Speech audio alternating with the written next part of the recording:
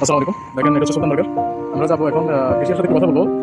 Business এখন কিরকম, ব্যবসা এখন কিরকম চলে বা কাস্টমার আগের মতো হয় কিনা এগুলো জানার জন্য আর কি। আমার মতে এখন সৌদিতে সব রেস্টুরেন্টের অবস্থা খুব খারাপ আর কি। কেননা গত 2 বছর পর থেকে লং টাইম। ওয়ালাইকুম আসসালাম, কেফা আলাইক ইয়া মুদির? আলহামদুলিল্লাহ, আলহামদুলিল্লাহ। আপনার নাম? ইমরান হোসেন। বাসা কোথায় আপনার?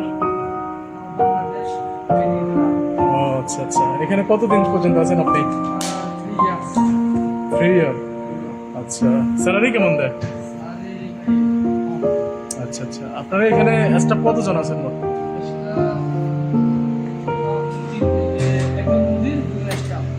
আচ্ছা আচ্ছা আচ্ছা, সেল কিরকম হয় ভাই এখন?